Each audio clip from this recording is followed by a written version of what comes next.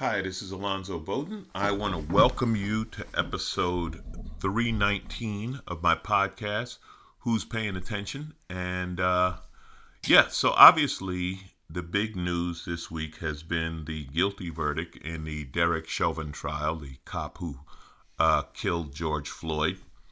Um, and people have asked what I thought. As a matter of fact, I did, and I hope you heard it. If not, you can still get it because it's there. We did a Facebook Live show with the new talk radio station, KBLA Talk 1580.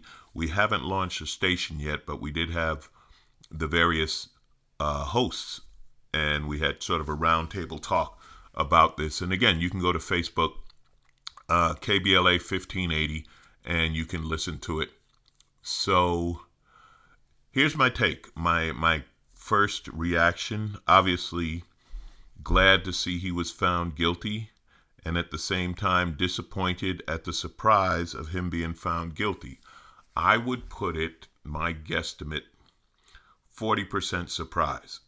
Even with the preponderance of evidence, right? The videos, the cops who testified that it was excessive force, the medical people who testified that he died from the pressure on his neck, etc. We were still like, but are they going to get it right?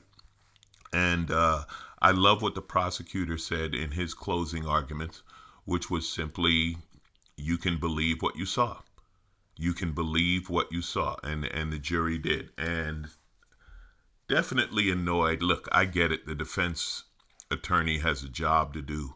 But they're still sticking to the old super strength black man, large black man, scared cop defense. You know how strong George Floyd would have to have three cops on him with one kneeling on his neck, and he's still so strong they're afraid. That's but they stick to it. That's the narrative, and they're gonna stick to it. And like I said, I have skin in the game on this one because I happen to be a large black man, so I must possess some superhuman strength. They were going for lawyers tell me that they were just trying to get the doubt of one juror. I mean, the defense lawyer must have used the word reasonable 25 times in his closing argument. So it's done. Are things better? Are things fixed? Not even close. I mean, during the trial, Dante Wright was killed by a cop who claimed that she didn't know it was the taser. She mixed up her taser with a gun. Mind you, Dante Wright, 20-year-old, skinny kid. Apparently he had a warrant, some possession of weed thing or whatever. He didn't show up in court. He tried to run. Some say, yeah, you better run. Cops are out to kill you. But the point being, he was no threat. Okay? Now, we also had Ma'Khia Bryant, 15-year-old girl, and she was killed within an hour or two of the verdict being dropped. And they say she had a knife, and she did. So, not sure yet what the story is, but I guess what I've read and what I've heard is that there was a fight between some girls. Some girls were ganging up on her. She had a knife to defend herself. Either she or her people called the police and said she was being threatened. Cop shows up, sees her with a knife going for the girl who I guess initially attacked her. I don't know for sure. This is the story. And cop shot her 4 times in the chest. Now, some will say, well, she had a knife. Okay, let's not bullshit here. Let's not pretend. If she was a 15-year-old white girl with a knife, she would be alive today. The cop would have found a way to stop her with non-deadly force. They certainly wouldn't have led with the gun. How do I know? By the number of white armed mass murderers who they've taken alive. We see it all the time. These mass murderers, shooters, yeah, they're all alive. Kyle Rittenhouse just walking through the streets of Milwaukee with his gun, walked right past the cops carrying a gun. No problem, just killed 2 people. Yeah, Kyle, well, the killer in North Carolina at the church. Well, you hungry? Let's stop at McDonald's on the way to jail. So Are we doing better? No. No, we're not doing better. It was good. I'm obviously glad Chauvin is guilty. I'm glad some cops testified against him. That's a start. We got a long way to go, people. We got a long way to go. Now, I will say a couple of things. It sounded too much like church for me. Even Al Sharpton making his remark, let's start with a prayer. This is no disrespect to people of faith. This is no disrespect. I mean no disrespect to religious people. But this is a legal matter, and this is a legal system, and we need to work. When I say we, I mean black people, people of color, minorities being abused by the police, need to work on the legal system, not prayer, okay? Because the oppressor's not praying. The cop who killed you, he's not praying to get away with it because he knows the system is rigged in his favor, and he or she will probably get away with it. And the congressmen involved and the judges involved and the senators involved, all of them, that's where we have to go. No disrespect to your belief, no disrespect to Jesus. We don't need to start with a prayer. We need to start with law. We need to get more people in law school. We need to get more people into the system. My favorite thing, the best thing I heard that day was President Biden using the phrase systematic racism. To me, that's huge. That's huge. When a 78-year-old white president admits and talks about there is systematic racism in the United States, something denied by the entire Republican Party, just denied it. No, that doesn't exist. Yeah, bullshit. So the fact that he actually recognized it, to me, that is a start. I hope it's something we can build on. There was an officer, and this is how bad the system is. He did a video, and he has to go under the name Bryan B. I guess he can't give his full name. I'm sure it's been out by now, but I'm looking at the article I have. This officer Bryan B talks about the taser versus the gun, which is the defense for killing Dante Wright. I can't even keep up with the names. I'm sorry. So he shows the weight difference between a taser and a gun. He shows how the taser is mounted on your not dominant hand and your gun is mounted for your dominant hand. And he says, I'm reading these quotes from his video. I don't understand how we can mistake a taser for a gun or a gun for a taser. If you're in the heat of the moment and you do something like that, you shouldn't be doing this job because nobody likes a bad cop. I'm not going to put my life on the line to try to fix your stupidity and deal with restoring the peace with my public that I serve. This is a cop saying that. Deal with restoring the peace with my public that I serve just because of your stupid actions. It makes no sense. This is the cop. 99% of our job is communication. You don't got to be quick to pull out a gun or a taser on somebody and think that everybody is a threat. Not everybody's a threat. Try talking to them. Get to know them, people. He could even say get to know them as people. Now, I don't know who Officer Bryan B is or where he is, but whoever he's policing is very lucky. Because imagine if we could change. See, you want to know what we want? What do you guys want? You're always marching. What do you want? That's what we want. That type of policing. A cop that says 99% of our job is communication and says, don't go for your weapon first. You know, I don't know how many of you listening have seen military vehicles, particularly the MRAP. The MRAP is the truck that replaced the Hummer because the MRAP couldn't be blown up with IEDs. This goes back to the war in Iraq. And I happened to be lucky enough to go to Iraq and entertain the troops, and I got to ride an MRAP. My point being, this thing is intimidating. It is huge and it is made for business. And when the police roll through the streets in these things, that is not policing. That is an armed invasion of your neighborhood. Of course, tensions rise. Listen to what he's saying. If you mix up a gun with a taser, I can't be held responsible for your stupidity, because they're so obviously different. And communication is part of the job. This is what we want.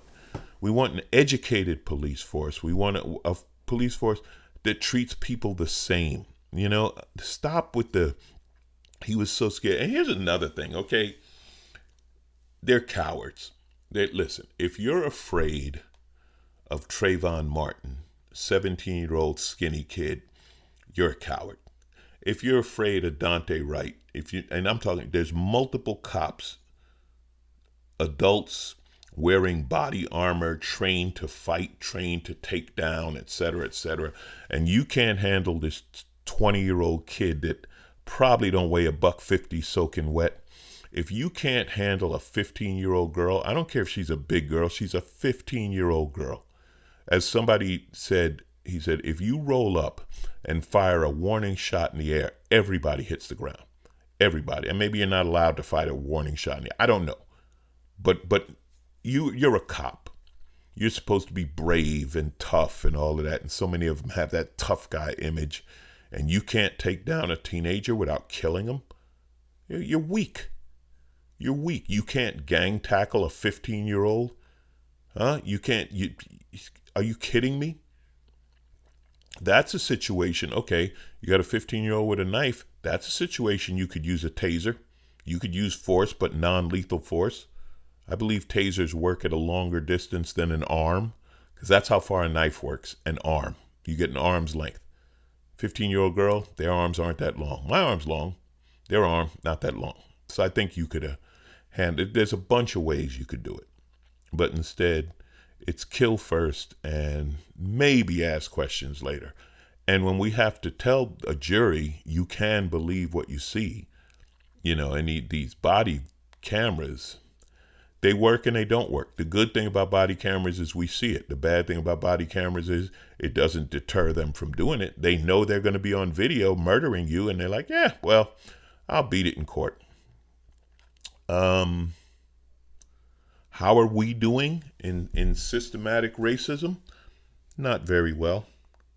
Not very well. In Oklahoma, they actually passed a bill that allows you to run over protesters. Yeah, that's the bill. It allows drivers immunity. If protesters block a street, drivers who hit them get immunity. Now, who do you think that's aimed at? Now, if there's a Klan rally in the street and a black guy plows through it in a semi, I'm guessing that law won't be on his side. But if there's a Black Lives Matter protest, and remember, Oklahoma, Tulsa, okay, where they burned down Black Wall Street and murdered all those black people for pulling themselves up by their bootstraps, okay? So if you want to run over a Black Lives Matter protest, they just made sure that you won't have to go to court. We're going to go ahead and make that legal. How are we doing on systematic racism? Marjorie Taylor Greene, who I hate saying her name because it adds to her publicity, and she's stupid and deserves no respect, but she speaks, and she lies. She's so into the Trump playbook of I'll just keep lying out loud and they'll just keep printing the lies, and it's been said that the lie is on page 1, the retraction is on page 6. So her bullshit was, this is the day of the Chauvin verdict. She said, D.C. is completely dead tonight. People stayed in and were scared to go out because of fear of riots. BLM, Black Lives Matter, is the strongest terrorist threat in our country. That's what she said. Now, the truth is, people are out and about. This is this is what people tweeted, because they, these people forget the internet is real. People are out and about on a warm night. There's no more police presence than usual. So it was just another night in D.C. Systematic racism. Racism built into the system. Racism endorsed by people in power. What kind of people in power? Well, let's take another look because we got someone else. This is really, just so you know what you're up against when you go to court. In Colorado, Judge Natalie Chase resigned, finally, after using the word nigger at least 4 times with black people. And she tried the old, now she has a court facilitator which is somebody who works for her, someone under her in court, using the old, why can black people use the N-word and not white people? And she said all lives matter.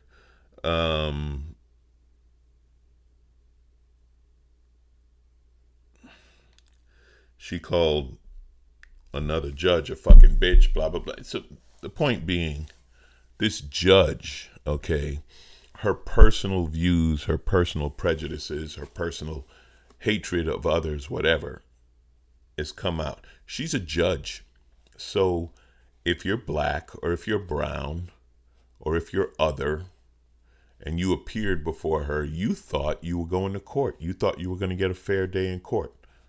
Do you think you got a fair day in court? That's systematic racism, people. Whenever someone denies it, just tell them these things. Explain to them what systematic racism is, okay? Do like Stacey Abrams did in Congress when they asked her what's wrong with the Georgia voting law, and she broke it down step by step, every bit of the law and what's wrong. Let them know. Let them know. This podcast, it's always funny to me to switch to the ads, but I love the ads and I appreciate the advertisers, but I got to work on a smoother transition. Anyway, brought to you by HelloFresh. Let me tell you about HelloFresh, okay? HelloFresh, you get fresh, pre-measured ingredients, recipes delivered right to your door. Now I've tried this, and I am a man who cannot cook, so I had to bring in a helper. I had to get out of someone's way and let them cook. But if you have basic cooking skills, you get everything you need from HelloFresh. The ingredients, the recipes, they deliver it to the door. It's packed in dry ice, so it's fresh and it's not frozen forever. But I mean, it's not going to, listen, I live in a place where you leave food out by the door and I don't know, skunk, raccoon, or squirrel might get it. Okay, so you don't have to worry about that because this is sealed and it's safe and it's good. Now, your meal's ready in 20 minutes or less. There are plenty of recipes for all meals, okay? Breakfast, lunch, dinner, vegetarian, etc., etc. You choose what you want.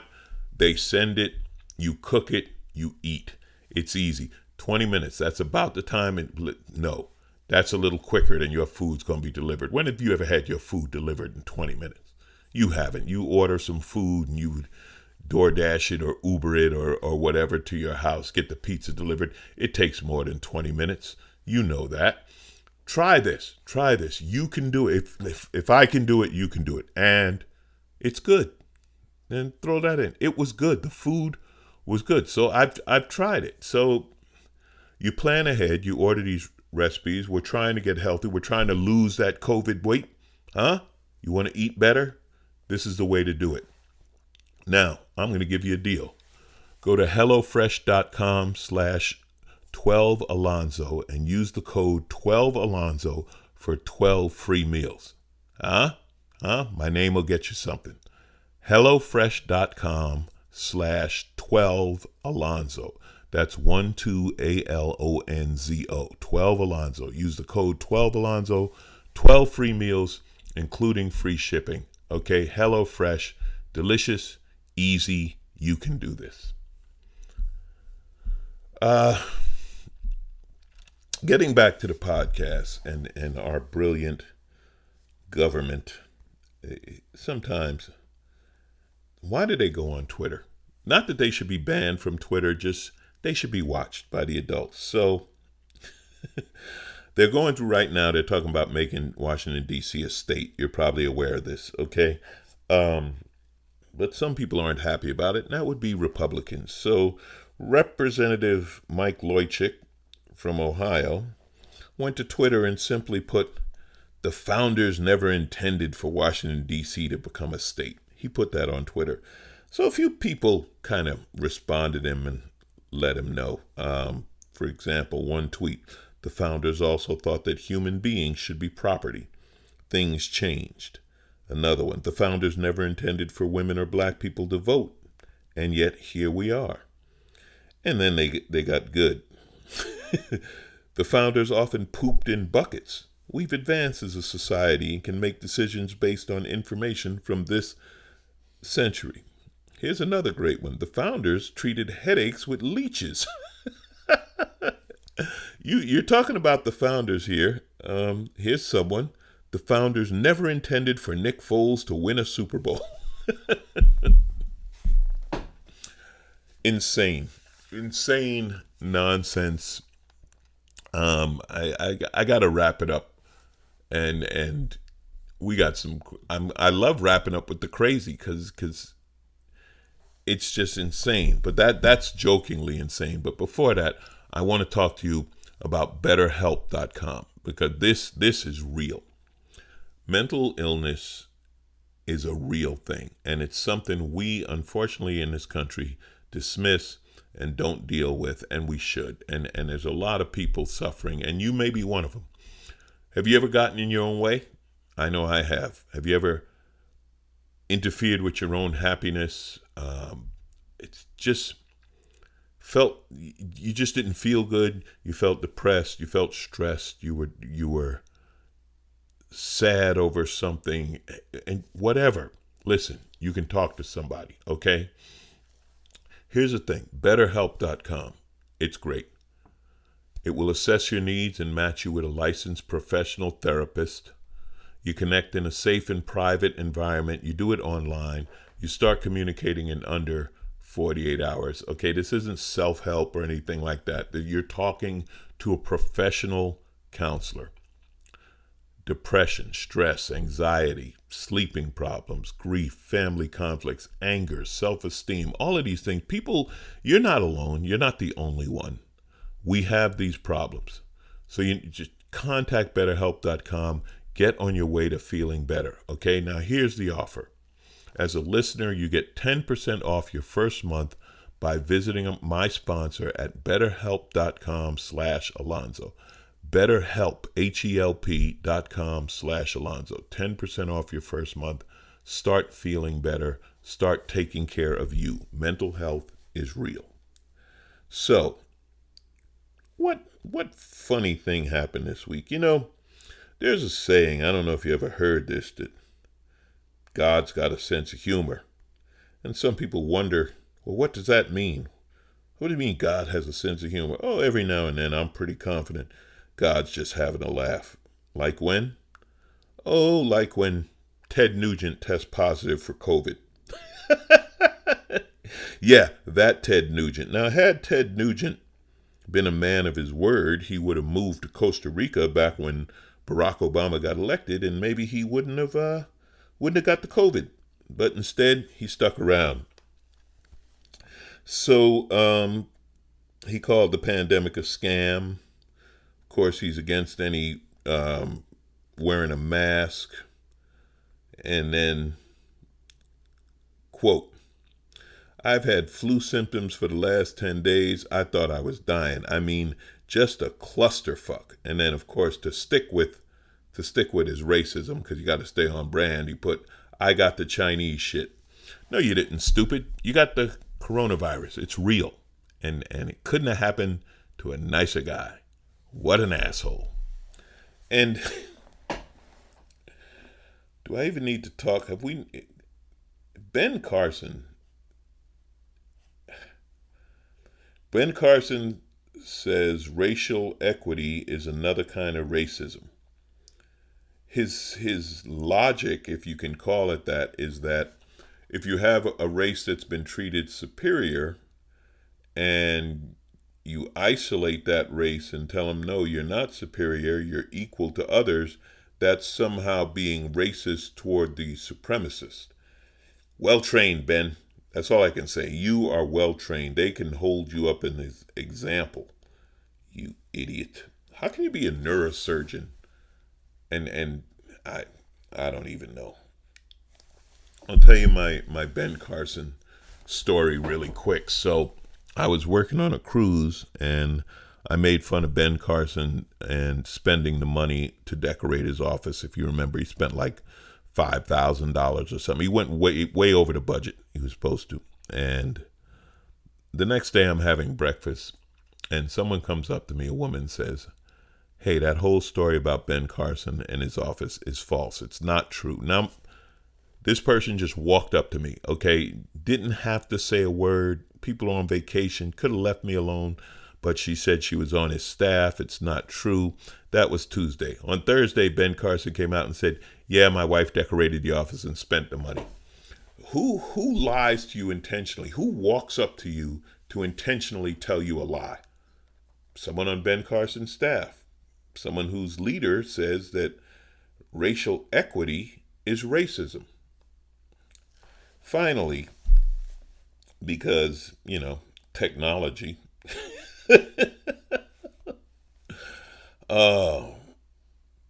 Baby Hands, you remember Baby Hands? He wanted to build a wall. Well, the wall's being defeated in Texas because the Texas Border Patrol finds itself constantly having to destroy $5 ladders left on the side of the wall along the U.S.-Mexico border. Not only are they climbing the wall, they're doing it with $5 ladders. That is a cheap-ass ladder, okay? It says, the Border Patrol said they destroy so many ladders that they regularly have to call the city of Hidalgo, Texas, to haul away piles of lumber. Build a wall. And Mexico said, sell a ladder for $5. I love it. I love it. You just can't, I can't write anything funnier than that. I always want to go out on good news. That's good news. Someone else, Mark Jordan, sent me a thing that about the helicopter flying on Mars, which is great. Technology like that is great. And I'm happy it happened. And I know it's only a matter of time before Elon Musk and Richard Branson start selling tickets to ride a helicopter on Mars. But we're not going to worry about that right now. We just sit back and enjoy. $5 ladders are beating the wall. Who's paying attention? You are. I hope you're doing fantastic. Next week, I am actually going to work. I'm heading to Seattle to a club called Laughs on April 30th and May 1st. It'll be good to work live. I hope you're vaccinated. I hope you're safe. I hope you're still wearing a mask and practicing social distancing, unlike Ted Nugent, who was flat on his back with COVID and had time to think and yet somehow didn't. You're better than that. Take care of yourself. Keep laughing, and thank you.